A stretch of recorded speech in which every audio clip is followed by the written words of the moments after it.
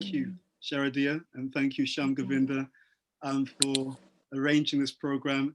And yes, it's really good to be with all of you. I've heard so many positive things about the group, and we're very excited to share this discussion with you on this subject matter of how we really define and design how we're moving forward. And what we hope to do in this session, and it will be an interactive session, so I'm going to ask you to really tune in.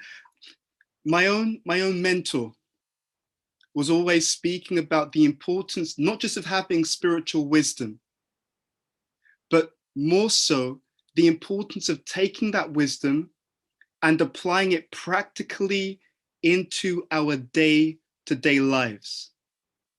And just think about that for a moment.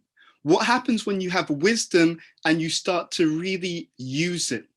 You start to really integrate it into not just your day-to-day activities, but perhaps even more powerfully, when we start to integrate wisdom into our character. And this session is one such session where we want to give you some really powerful insights into this topic of goal setting, but also lacing it and interconnecting it with what we call the Vedic wisdom, which I'm sure many of you are familiar with. The Vedas are an ancient body of literature, one of the oldest bodies of literature known to humankind, dealing with the human condition from a physical, metaphysical, emotional, mental, but ultimately, along with social, ultimately looking at things from a spiritual perspective, honoring the total being and helping us to see how we can live life through the lens of higher wisdom, and therefore experience also a greater inner wellness, and ultimately we would say a spiritual satisfaction. So we're going to explore this, and I'm going to show you some slides. We're also going to have a video, so also tune in for that as well. And as I said, this will be interactive. So I'm going to ask you to have pen and paper or have your mobile phone to take notes, because this two-part seminar, by the end of it, we should help you to have a blueprint of where you want to go in 2021. Okay, I repeat this. Over these two sessions, today and next Wednesday, the 20th, I believe at the same time, we're going to help you to create a blueprint, a framework for your 2021. Okay, so I'm going to share my screen, and then we're going to start the presentation from there. So let's do this. And we'll just make this full size. Okay. And Shamgavin, I'm just going to ask you for a thumbs up to make sure everyone can see that on the screen. Fantastic. Okay. So we have a lot to discuss. We're going to see how far we get to, where we get to in today's session, but we'll continue into next week. And as I said before, we're going to share a lot of information. Okay. So feel free to take notes, but most importantly, as we're going through the subject matter, I'd like you to constantly reflect on this one question. What does this mean for me? Okay, gone are the days where we can just have philosophy and no practice. Okay, we want to understand, how do I live an understanding? And one of the key takeaways, and this is something I've been experiencing for the past 25 years, one of the key takeaways when we bring philosophy into our lives and into our practice is that we gain something that in the Bhagavad Gita, the main speaker of the Bhagavad Gita, Krishna, he calls this Vigyan. So Gyan, the word Gyan is a Sanskrit word which means knowledge. And the prefix, when you put the word VI before something, it intensifies whatever you're speaking about. Okay, so V means, it's almost like very. So when you say Vigyan, it means intensified knowledge. In other words, when the knowledge is no longer just an intellectual understanding, but when the knowledge is experienced with the entire being, we call this, in the Vedic understanding, we call this realization or realized knowledge. It is the difference between memorizing a list of points. So you're going to go to a driving lesson, but you've memorized all the different things you need to do to start the car. So therefore you understand this intellectually. But when you actually get into the car and you start the ignition, you bring up the handbrake, when you start to actually do this, then no longer is it just an intellectual understanding, but you're fully experiencing what it's like to actually start the car and to drive the car. Okay, so we're going to give this knowledge a test drive today.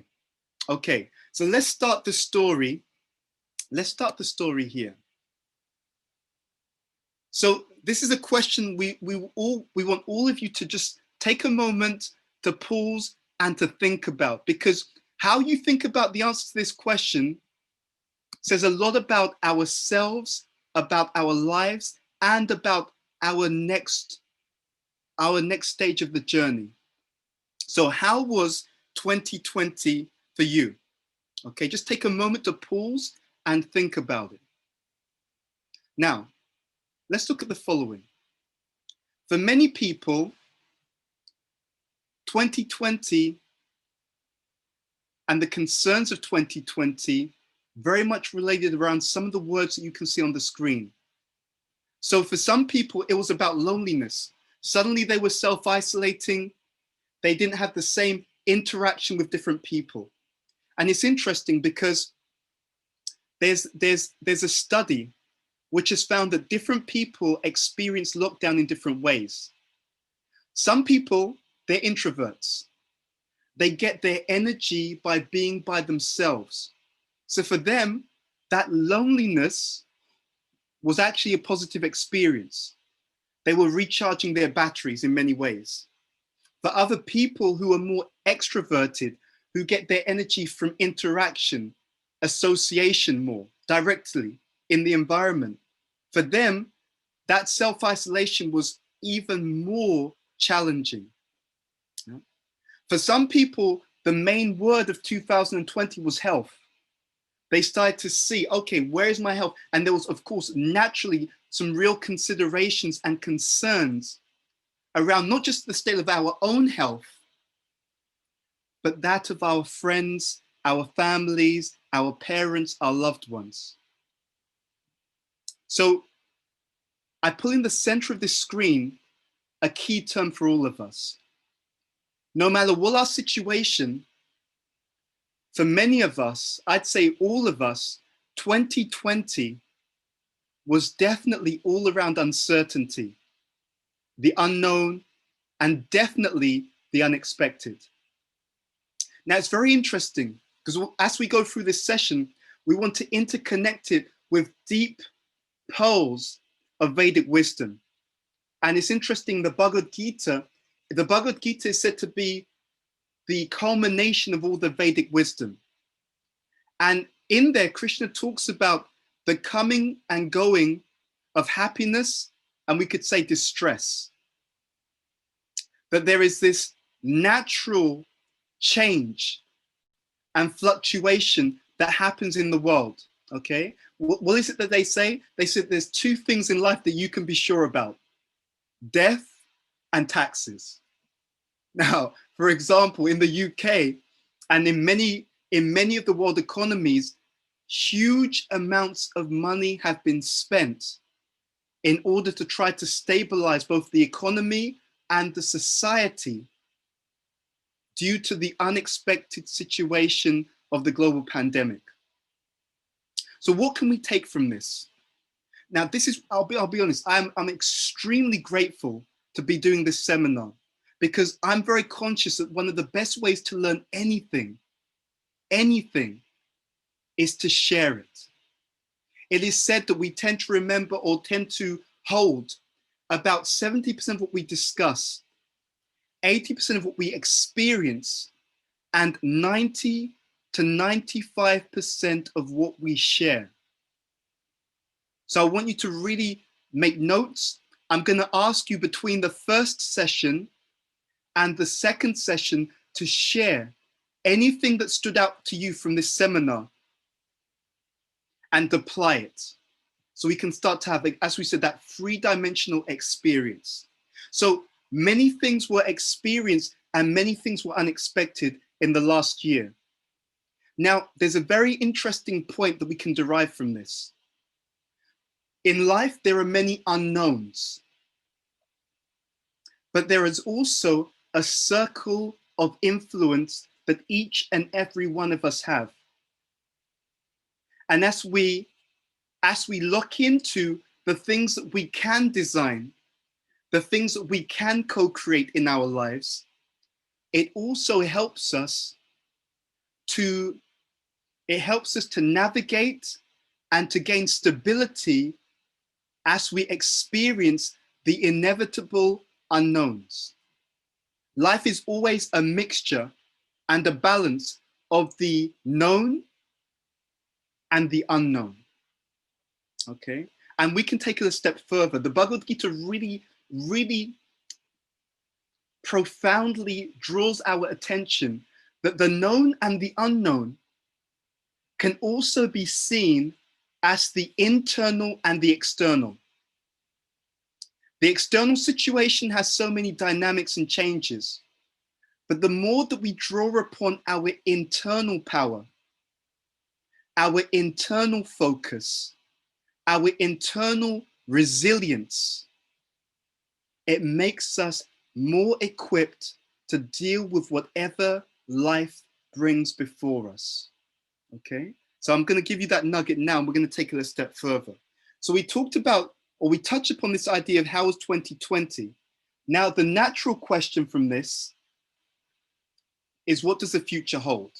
Okay, and what we want to bring to your attention, a key factor in this seminar, is that this question has an answer. It's not completely down to us, but we do have some control over the journey that we experience in life. And a big aspect of that control is the stability that comes from developing our inner faculties. In other words, higher consciousness actually gives any individual higher control. Okay, so just take that consideration to heart. What we're going to do now is we're going to show you a video. Okay, and I believe I'm gonna pause before I show this. I believe in this video you'll be able to hear it also, but even if you don't hear it, what we'll do is we'll play the video. Shyam, I'm going to ask you to give me like a thumbs up or a positive sign if you can hear the audio. If you can't, then we'll play the video in a different way. And if we can't do that, we will just do this without the video because it's not integral to what we're going to share. Okay, so let's see how this flows and then we'll go from here. Okay, so this is what we want to achieve. We want to have a positive experience of this new year. And we're going to look at this video and we're going to take this or tie this into the seminar that we're going to have today. Okay.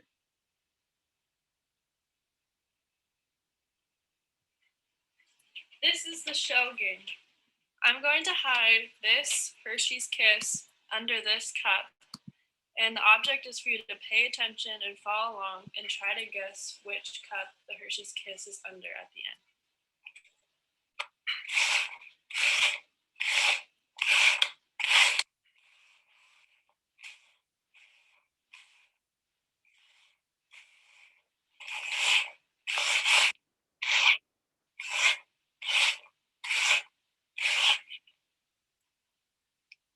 Try to guess if it's in the left cup, the middle cup.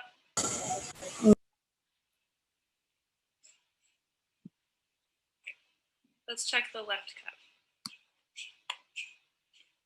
The middle cup.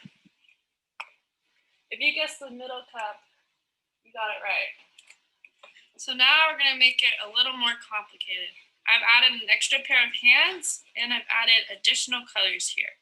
But that's only to distract you from the pink cups. The pink cups will always have, one of the pink cups will always have the Hershey Kiss underneath. So let's get started.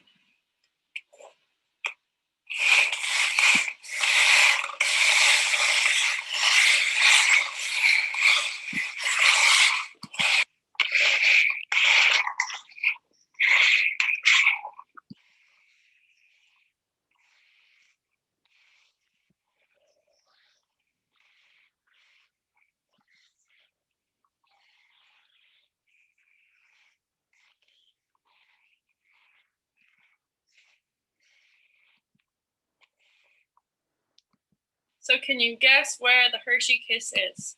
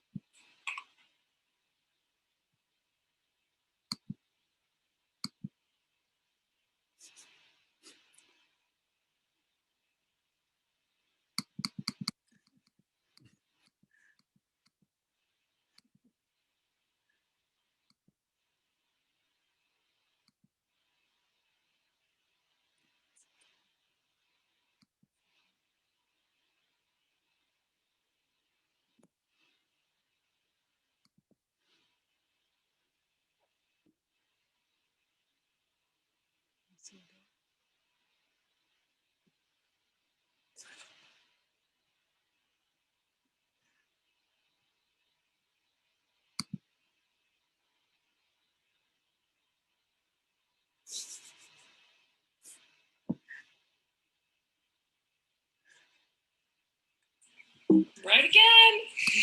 You're so good at this. I'm just going to stop it right there. And there's a point I'd like to make about what you just saw. Let's just do it like this. I'm going to turn to my gallery. I'd like you to use the reactions to say if you missed any of those things which are going on while you were watching the video. So if you didn't, if any of you did not see everything, use your reaction, some reaction, just to say that you missed something, okay? While you were focusing, something was missed. Okay, I can see quite a few if you did miss that. And this is really significant. And I want to explain why and the value and the significance of this, because it speaks directly to the session that we are having, okay? All of us naturally tune certain things in life in, and we tune certain things in life out. It is both inevitable and it is absolutely healthy and essential. Because if we had to give full attention to everything, we could not function.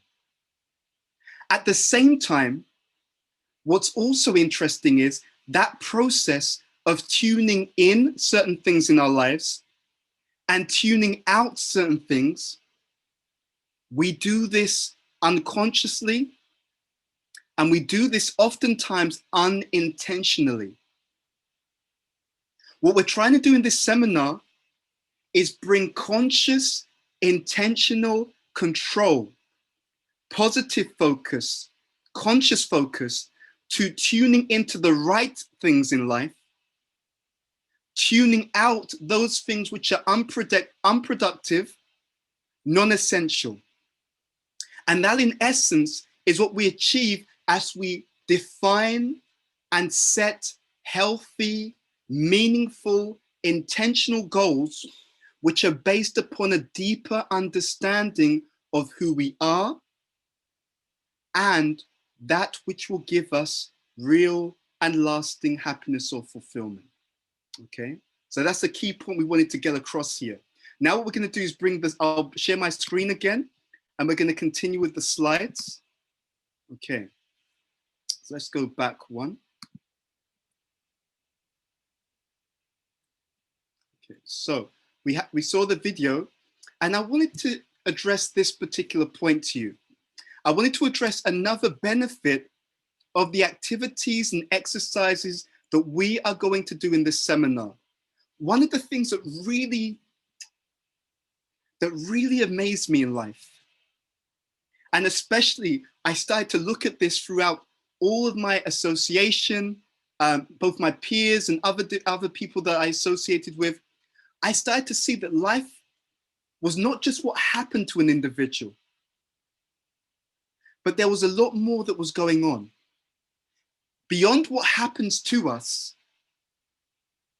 is the ability that we have to process our experiences.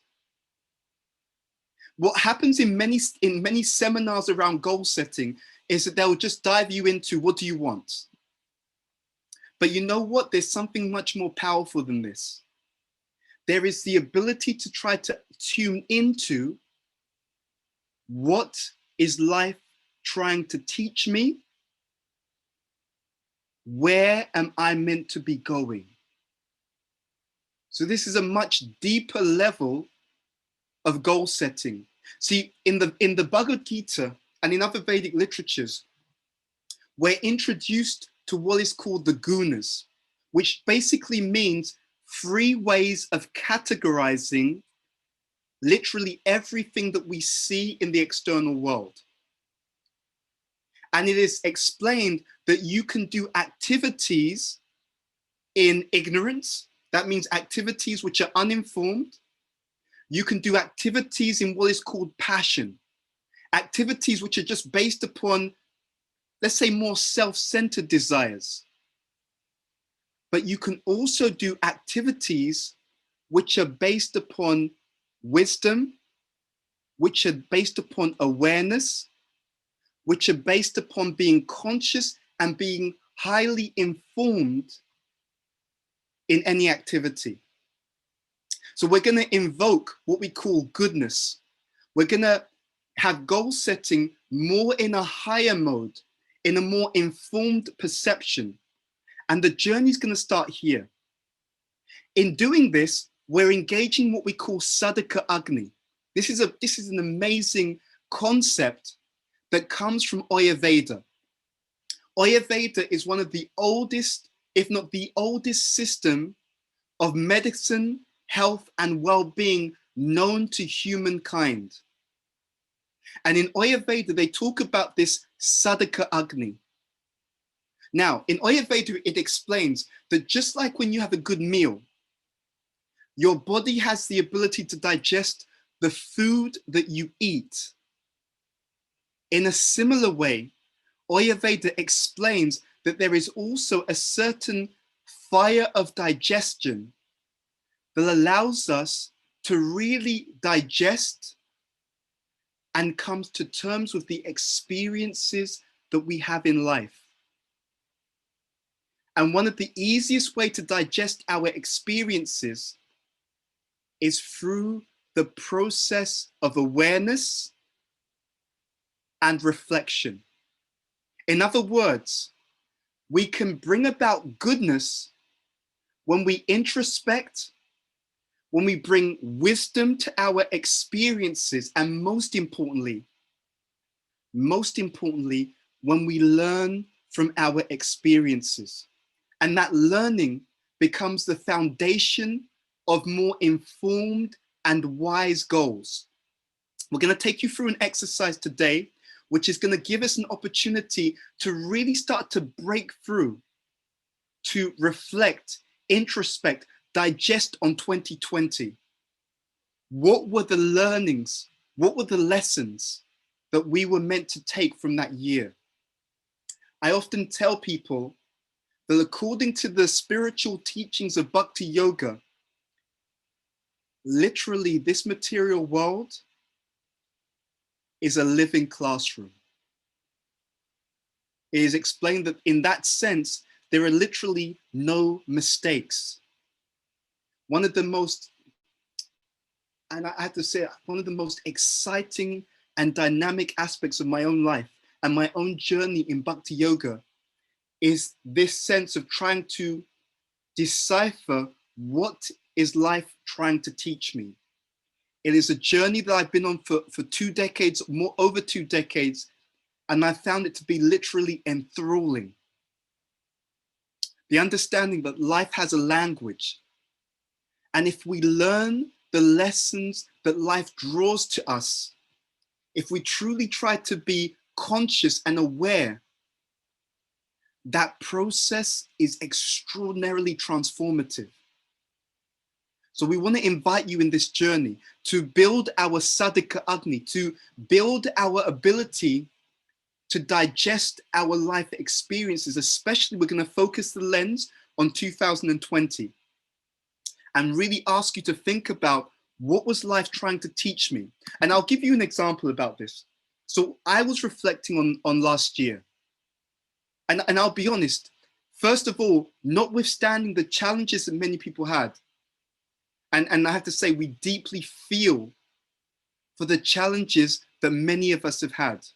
We deeply feel for that. And we should have that compassion, that empathy, and that consideration for other people's experiences. That said, I have to be honest, 2020 was one of the best years of my entire life. And I was trying to reflect why. What was it that made it a successful year in so many ways for me? And there were a number of factors. So I've been on a journey for many years where I've constantly tried to introspect. I've tried to understand, what am I meant to be doing? And I've tried to do this not just on the basis of my own insight, but through my friends, family, networks. I've been constantly asking questions. What do you feel I need to be working on? We're friends, we're family. What do you feel I need to be improving? And having taken on board constantly feedback from other people, along with having a certain quality of regular introspection, I saw something which I thought was really powerful. So in the Bhakti Yoga tradition, we understand that there is a supreme person who literally loves us more than we love ourselves. And just think about how profound that is. That the idea is that you have literally an inner friend, an inner guide on the journey that we call life. And because this person, this supreme person, loves us, understands, cares for, and knows us much, much better than we know ourselves, this person is constantly arranging for us to have insights, ideas, advice that can literally transform our lives and ourselves. So I've been on this journey of trying to heed some of the advice. So even before this journey, I was working on certain things health-wise, because I saw, okay, you need to work on certain aspects of your health. I was also trying to develop an inner journey. You see, one of the biggest things that 2020 has revealed to many of us is how much our life is dependent upon externals only. So then when the externals change, or when the externals are not so accessible, for people who build their lives just on externals, literally our world becomes rocked. So in this journey of, we call this in Sanskrit, manana, reflection, review. If we build this into our lives, regular time to step back, reflect, what is life teaching me? What is life bringing into my experience?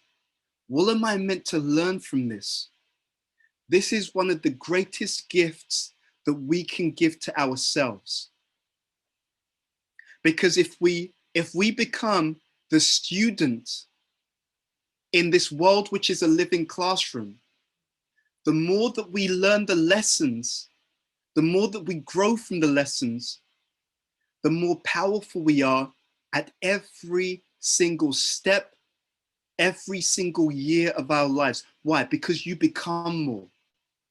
If you become more, if you become stronger inside by constantly growing, learning, and developing, it doesn't mean that we won't have challenges in life, but it means that in relation to every challenge, we become a stronger person. It's very powerful. The stronger I am, the smaller the challenges. The deeper I am, the less effective I am, the less affected I am by the challenges.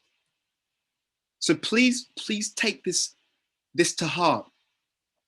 The power of inner transformation that comes by regular introspection. So we're going to do this exercise. On the screen now, you will see 5 questions. This first session has a lot to do with a review, an informed view of life, so that when we come to setting goals, we're not just setting them like most people do. If we look at the framework given in the Bhagavad Gita, and I said this before, Ignorance, where we do things without understanding. Passion, where we do things just because of a desire. Goodness, where we do things based upon deep wisdom. What will transform, what differentiates this session from literally every other session on goal setting that you will find in the marketplace is that our goal setting is based upon a deeper and more penetrating understanding of ourselves, our lives, and where we're meant to be going. So I'm going to give you about 3 minutes, and I want you to do this deeply. Please do this deeply. This is our review of 2020, which will be the basis of informing our goals for 2021. So 5 questions here. 1, what did you do well in 2020? We want to give credit where credit is due. What were the successes? Okay. 2nd, what were your foundations? Okay. What was the foundation of your experience, especially in 2020? Was it your friendship circle that got you through? Was it your personal health that got you through? Was it your spiritual practices, your meditation that got you through? What was the solid foundation for you throughout 2020? Question number 3, most important, what did you learn about yourself and your life? Good or bad? Good and bad. What did you learn about yourself and your life in 2020? What were the main challenges? And taking into account the first 4 questions, what will require more focus? Again, informing our future by learning deeply from our past. Okay. What requires more focus in 2021 based upon the experiences of 2020? I'm going to give you 3 minutes to introspect, make your notes on these questions, and then we will reconvene. Over to you for the next 3 minutes or so.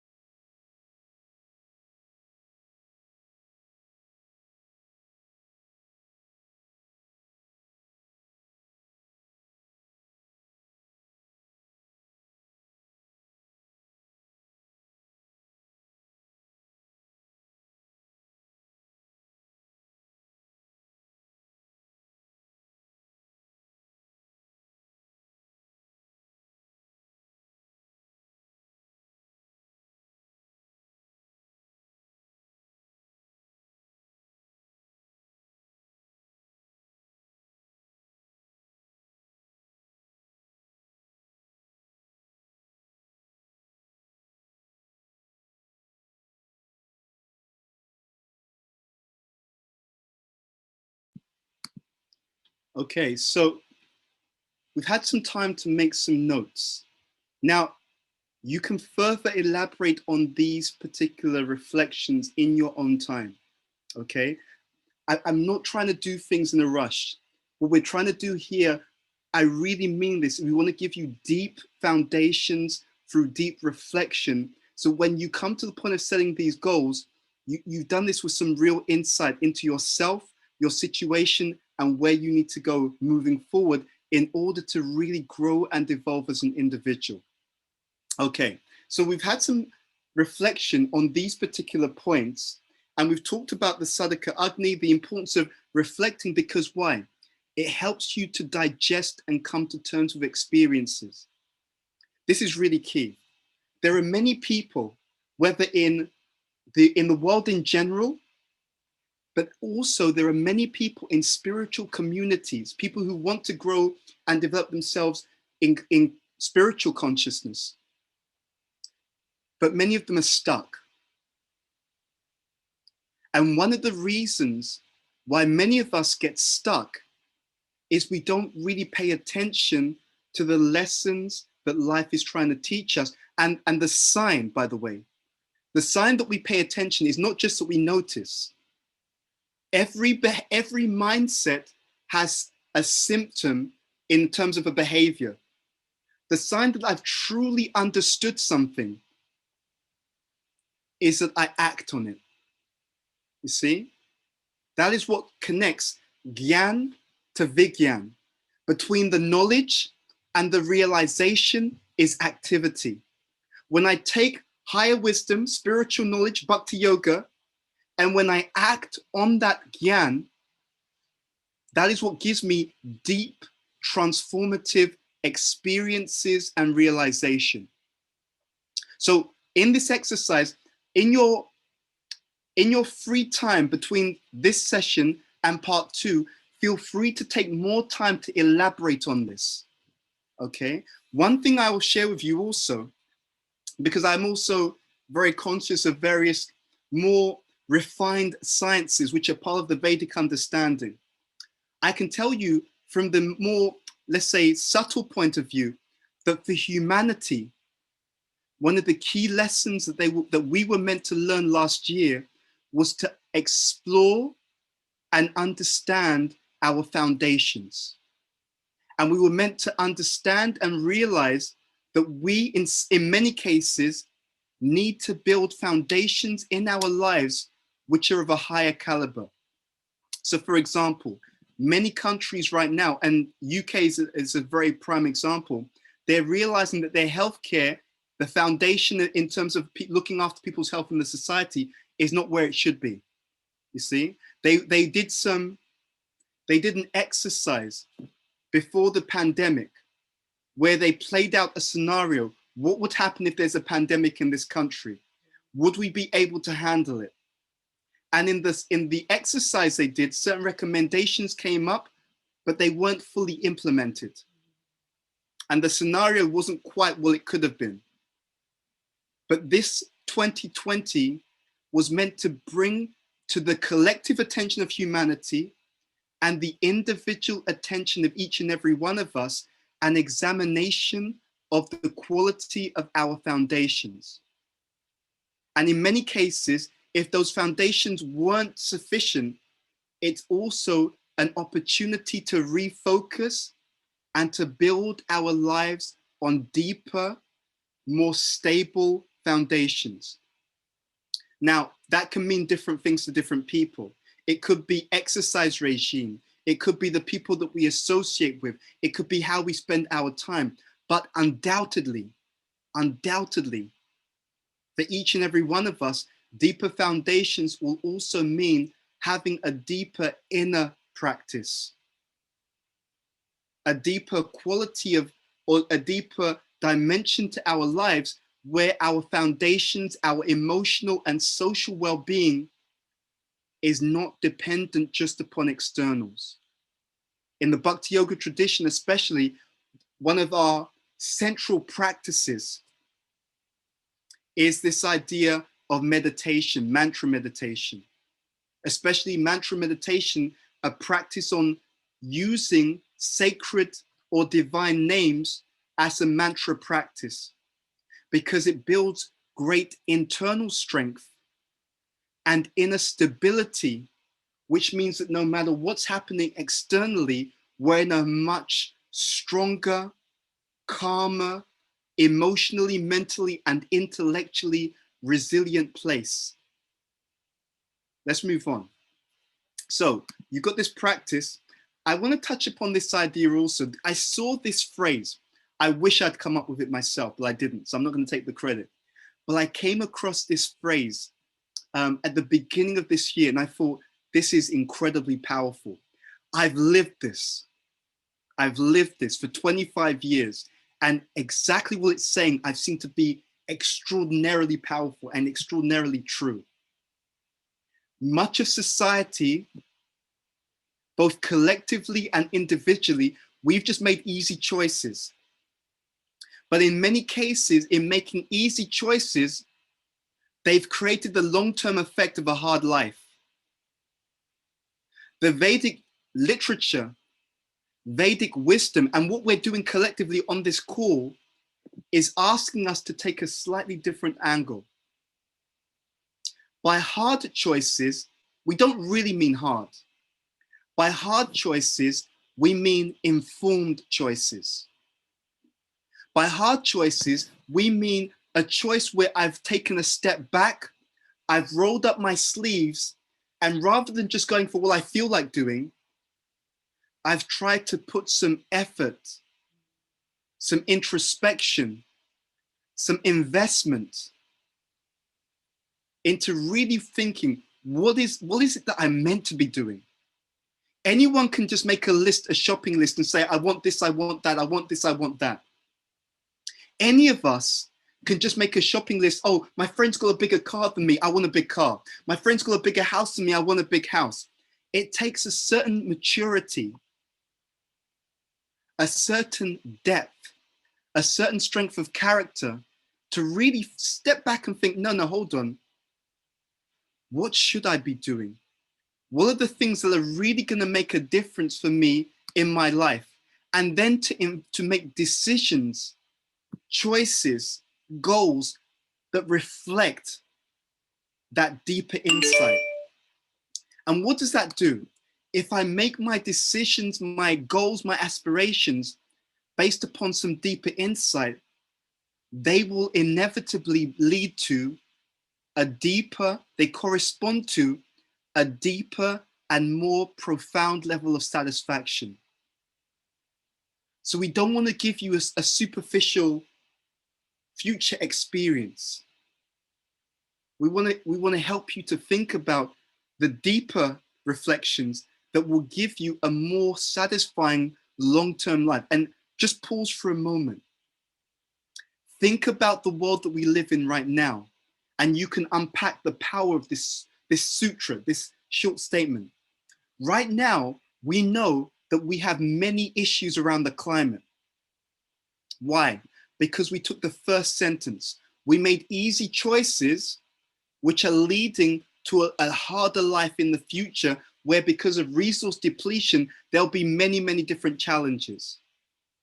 The Vedic life, the Vedic knowledge, the Bhakti Yoga experience says, no, make your choices, but make them informed choices. Because if you make your choices informed choices, informed by the wisdom of Bhakti Yoga,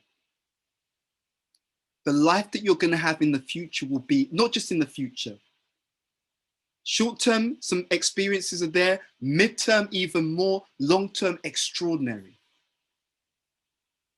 And we wish that for you. What I do for you, what I do to you, is what I'm preparing myself to experience. So I have an Instagram page, and we started sharing some different quotes. And one of my favorite quotes I love sharing with people is the following: the love you give pursues you. Okay? This is one of the mottos that I live by. The love you give pursues you. So what I do to other people, what I do for other people, is what I'm preparing to experience in my own life in the future. So when I share something that's uplifting, I become uplifted. When I help other people to be empowered, I become empowered. When I help us all to do things that cause us to experience deep joy, deep personal evolution of consciousness, and deep growth, I experience the same things myself. So as a humanity, think about what it means. We have the power to grow as we contribute and as we share with others. But what do we share? We share what we have. So the more that I grow in my Bhakti Yoga, in my higher consciousness, the more I learn about Bhakti Yoga, about higher consciousness, the more I have to share. And because I have more to share, more to give in quality, the more that I give that, the more that I'm growing and evolving as an individual. So we're very excited that you've all joined Wisdom Wednesday, because in joining Wisdom Wednesday and all of the different programs that are taking place in the Bhakti Yoga tradition, we're learning more, we're becoming more, so that we can grow more and so that we can share a more powerful legacy, example, and wisdom in the world. And that the people, all of you, as we engage in this process together, I guarantee you, you're bringing the greatest gift to humanity that is possible. So thank you for taking the time, and let's move on. So we've touched a bit upon this, which is the psychology of goal setting in a very deep way. I'm going to ask us to go on mute just because I'm hearing some background noise. Okay, so we've touched upon the psychology of deeper goal setting, but what we want to do is one or two other exercises to give you even deeper insight into what could be of more power and profound satisfaction for you individually in terms of setting goals. So I'm going to share with you 3 different questions. And after each question, I'm going to leave the question on the screen. Again, I'm going to ask you to write down your own reflections and answers to the questions, okay? So these will also inform our next session, where we also have a lot of real game-changing content for you. A lot of the stuff we're going to share with you in this session and in the next session is stuff that you've not heard before, because it's coming from this deep wisdom tradition of the Bhagavad Gita and Bhakti Yoga. Okay, the following questions I'm going to ask you to reflect on. Okay, the first one is as follows. I'll read it out to you, and I'd like you to write down your answer. Exercise 1, the £10 million giveaway. I want you to imagine that you've been given £10 million today, or if you're from Germany or another country, whatever your currency is, okay? But 10 million euros, pounds, dollars, whatever. But you have to spend it immediately, okay? You have to spend the money on 10 things, at least 5, but 5 to 10 things. I want you to write down, what would you spend the money on, okay? You have to spend it and you have to buy things with it. You can't invest it in stocks and you can't put the money in the bank. So list 5 to 10 things that you truly want or truly want to spend that money on. Over to you for about, let's say, a minute or so. Bhuta Bhavana, is it okay to donate to the temple? No. No, you can't. You have to spend it. Oh, yeah, you can buy it. No, you have to spend it. Let's just stick to this. You have to spend it and you have to buy things with it, okay? So what would you spend it on? List 5 to 10 things that you would spend it on.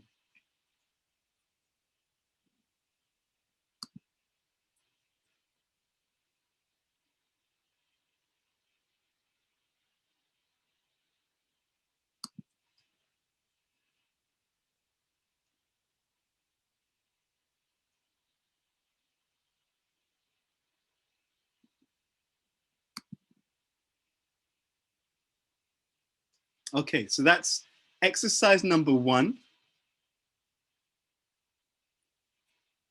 I'm going to pause for a moment there, and I'm just going to actually ask you, do you need a bit more time or can I move on? If you need a bit more time, use your reaction, your emoticon. If I see a good number want more time, I'll give a bit more time. If I see most people don't use the emoticon, I will move us on. Okay, I'm seeing 1 emoticon, 2, 3. I'm going to go with the majority. Okay, I only saw 3. So we're going to move on to the next question. But like I said, these questions, if you want to write down the question, you can further elaborate on this in your own time. Okay, I'll go to exercise number 2. So exercise number 2 is called charity giveaway. You have £100,000, or let's say dollars, euros, to give to a single charity. Okay, who would you give it to? Write that down. So this is to your point, Dhruva. If you want to give it away, this is the question where you can choose what you give it away to. You write that answer down. This is exercise 2, and I'll give you a minute. So if you have an answer to this quickly and want to go back to exercise 1 and add to that list, you're more than welcome to do so. You choose how you use your time, and then we'll go on to the next question.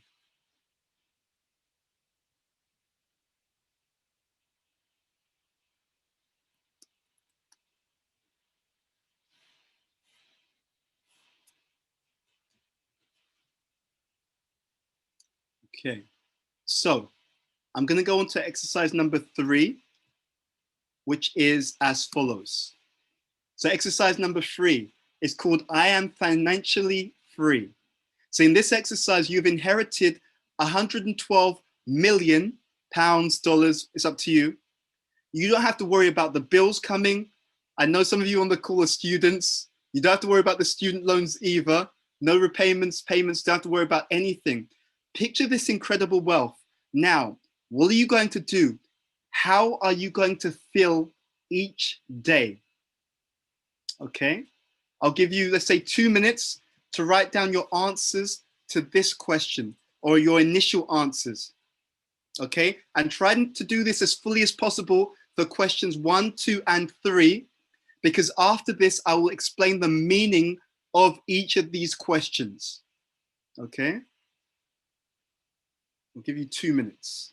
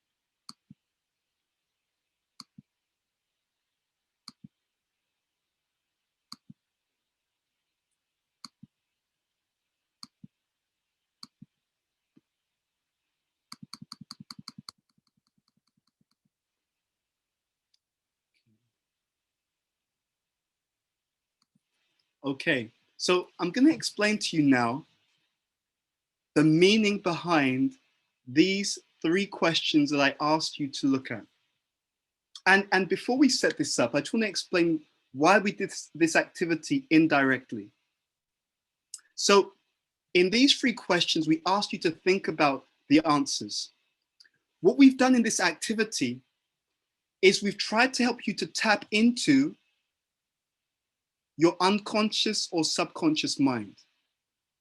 It is a very profound teaching in the Vedas, especially in the Gita, Bhagavad Gita, where Krishna explains to Arjuna that the mind can be the best friend or the greatest enemy. And he goes on to explain to Arjuna that we have to learn to elevate ourselves with the help of our mind. For many people, we're not so aware of how to use the mind, how the mind works, and most importantly, how to harness the power of the mind in order to grow.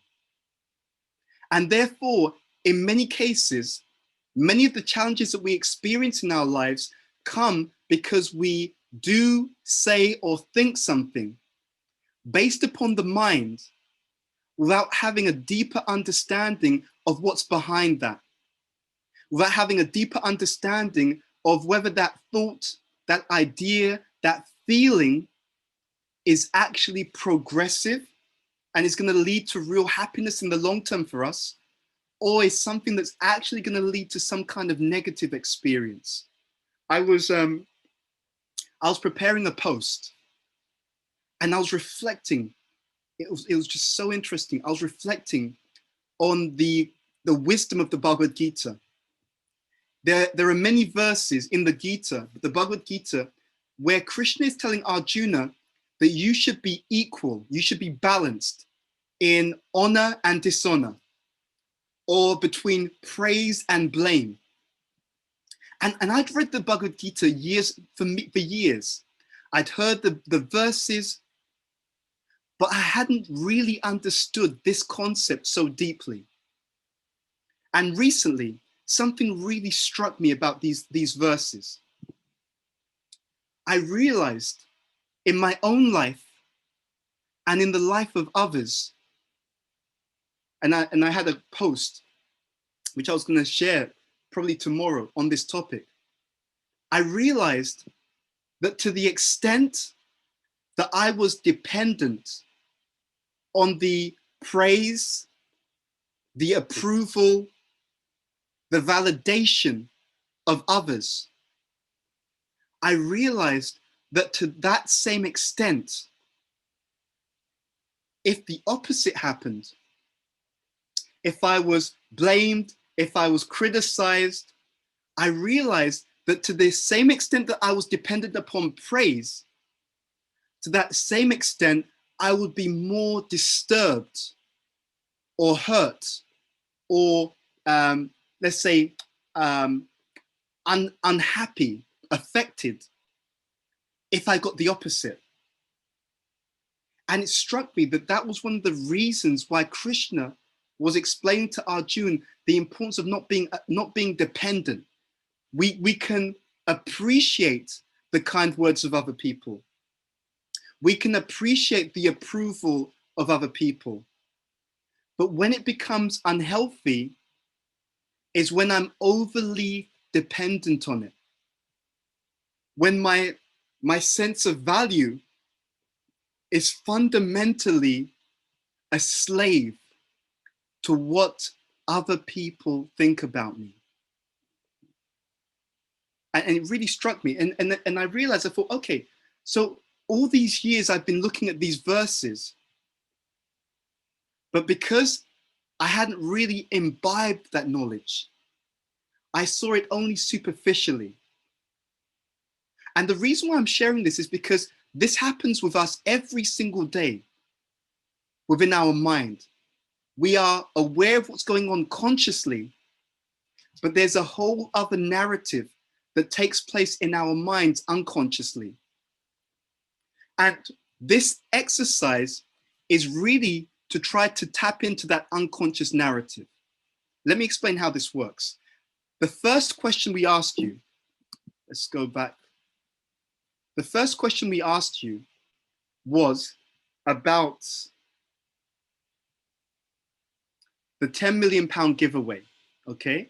And I'm going to show you what this means. And this may or may not be true for you. So it's an exercise to potentially tap into the unconscious, but it doesn't mean that what you write down is necessarily from a deeper place. I'll just give you some clues as to what it could mean.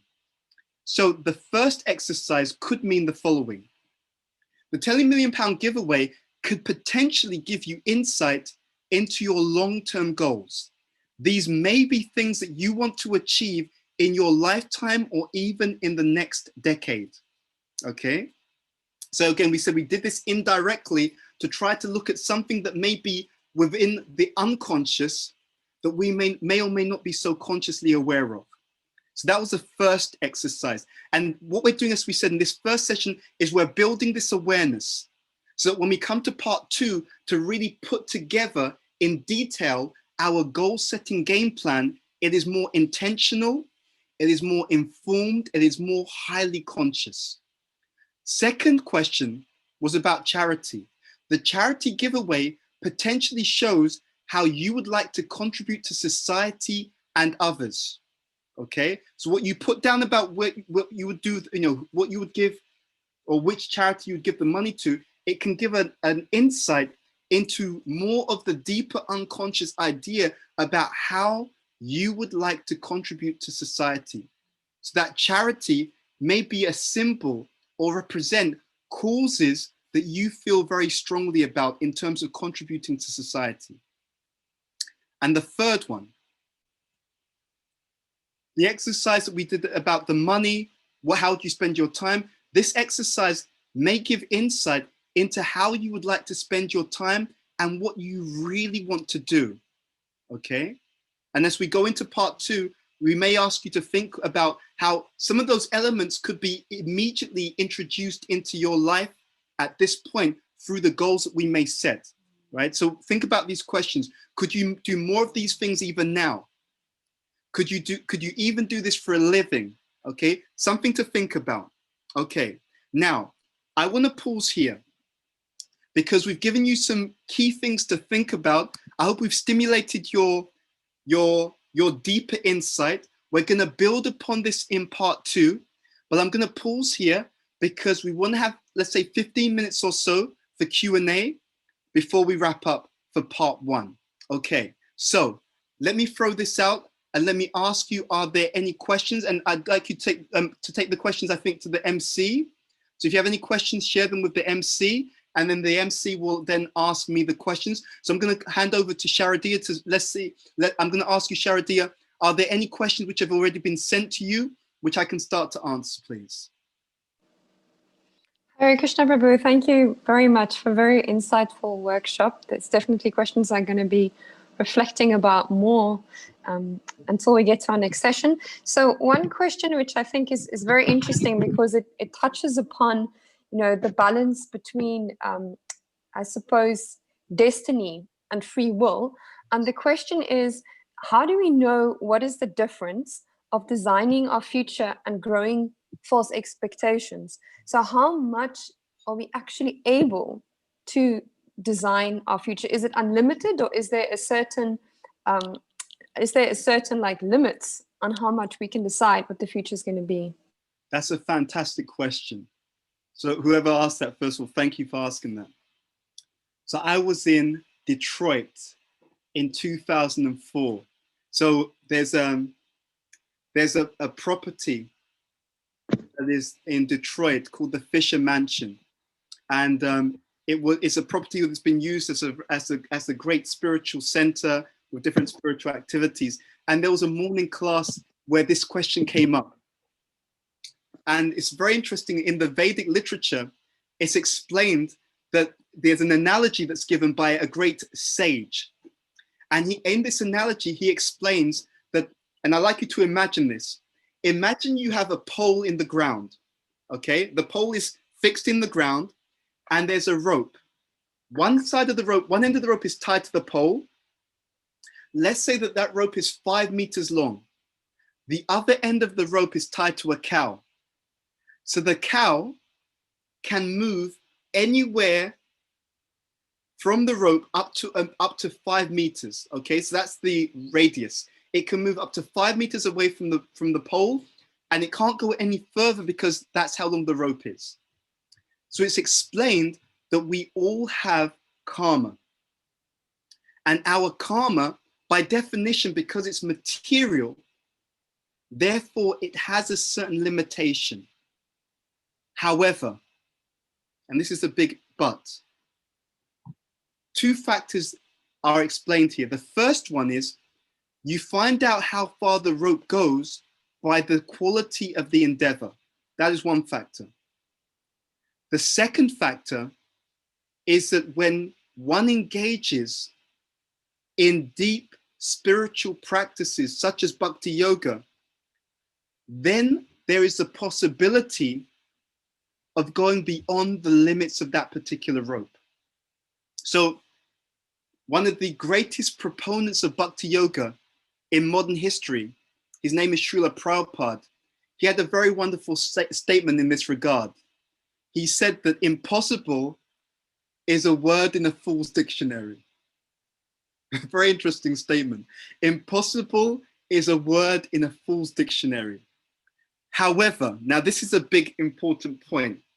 There is a qualifying statement to both of these points I've made. So we have some limitation karmically, one factor. We know how far we can go by endeavor, another factor. Bhakti yoga allows us to potentially go beyond the rope, okay? But there is one qualifying factor with all of these 3 points. The qualifying factor is that we should also, above and beyond all of these 3 things, we should in life try to get deeper insight about where we should be going. So it's not just a question of, well, I want, but there's also the ingredient through self-awareness, through higher consciousness, to try to ascertain what is actually best for me. Many people can go for what they want, but it takes a bit more insight to truly understand what is going to make me happy. I'll give you a preview of something we may do in the next session, because I've been thinking deeply about this for many years. In some goal-setting seminars, they will ask you to think about what would you do if you could not fail? It's a very good question in some respect, because what it does, fear in the Vedic teachings is explained that it links to what we call ignorance. I'm scared, okay? I'm in anxiety, I'm fearful. So when you ask the question, what would you do if you could not fail? What you're doing is in the person's mind, you're dialing down fear. So you're dialing down the effect of ignorance, scared. You know, I'm scared to do something. But I explained in one of my posts, there's another question you could ask. A second question would be, what would you do if you had nothing to prove? Why is that a good question? Because proving ourselves, trying to show that I'm the best, I've got more money than you, I've got a bigger house than you, I've got more friends than you, I'm more famous than you. We call this passion. And many people, the goals that they set in life are based upon insecurity. They're trying to prove something to other people. You grew up in a household where your dad told you you'll never be anything. So you want to be a millionaire because, I want to prove to my dad, you know what, you're wrong, dad. I have made it. I am somebody. Now just think about what that means. You spent your whole life trying to prove to your dad, who may have passed away by that time, that you weren't the ugly duckling in the family. You weren't the rejected child. So many people, their goals are based upon insecurities. So what we're trying to do, and this is where we're laying the foundations, we're trying to make goals which are not based upon having to prove myself to other people or being scared. In other words, when we make goals which are not based upon the mode of ignorance, I'm scared of something. When we make goals which are not based upon the mode of passion, I'm trying to prove something to myself and other people because I feel inadequate. Then we can make goals which are based upon a higher caliber. And we said this before, because they're based upon a higher caliber, they will give you a higher sense of profound satisfaction. This is what we're aiming at, okay? So that's a slight deviation, but in essence to your question, there is some limitation karmically, but through spiritual practices, one can achieve things which may be even beyond their karma. But aside from both of these things, and we'll get into this more in part 2, we want to be informed in our goals, okay? So this is the point. And also to that question, I was reading this the other day. In the first canto of the Srimad Bhagavatam, which is one of the foundational Vedic literatures, the commentator, Prabhupada, has written commentaries to this Bhagavatam. He explains this point about being a co-creator. So it's directly from a purport in the Srimad Bhagavatam first canto. So yes, some things are external to us, but we also, all of us have free will. So we have some ability to be co-creators on the journey that we call life. Okay, thank you. Thank you very much, Prabhu. That was a very insightful answer. So I have two follow-up questions. The one is, I've been reflecting a lot about karma, which you touched upon now in your answer. And, you know, this idea that we often hear in spiritual communities that, you know, if it's meant to be, it will be. You know, if you're meant to, I don't know, have a certain career, make a certain amount of money, it will just happen. It will just manifest. So one thing I was thinking about, I would like to hear your thoughts on this, is I was starting to think that having certain karma is more like having certain ingredients in the kitchen. And those ingredients give you potential to make something, but you still got to go and actually put a meal together. You know, just because you have, I don't know, lots of vegetables, it's not going to just manifest into a dish. And at the same time, I was also thinking, if you fail to plan, you know, what you're going to make, if you just walk into the kitchen without any, you know, idea, even if you have great ingredients, you know, you're not going to get the best results. So is that like an accurate analogy? Absolutely. For our karma? Absolutely. So actually, there are different types of karma, and I'll explain this in ways that you become very clear to you. We sometimes see people who decided that they wanted to be very wealthy. They worked very hard, went to the right schools, learned different things, started their businesses. They worked their way up to become so-called successful. I say so-called because we don't consider that just having external things means that you're necessarily successful. But just using this as an external example. Now, there's other people who did not work as hard, but for some, you know, they had a relative who they didn't know about, that relative passed away, they left the money in the will.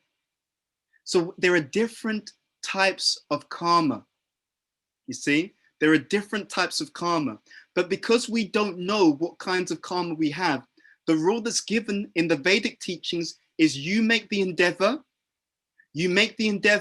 based upon knowledge. You make the endeavor based upon knowledge without being attached to the results. That's the formula. Endeavor based upon knowledge without being attached, or let's say dependent on the results. Yeah, that's how it works. Because to your point, Sharadia, yes, the ingredients are there. You know, someone may say, you know what, my friend, they inherited £1 million, right? They're really successful. So I'm just going to wait and try and inherit it. I'm just going to wait and see if that happens to me. Unlikely, you're unlikely to become a millionaire that way, right? So you have to make the endeavor with proper knowledge, and then we'll see how things turn out. But with detachment, meaning that you don't put your life on hold. You don't think, I mean, this is one thing I really dislike. There's a statement that often comes out in self-help that I wanted to be somebody.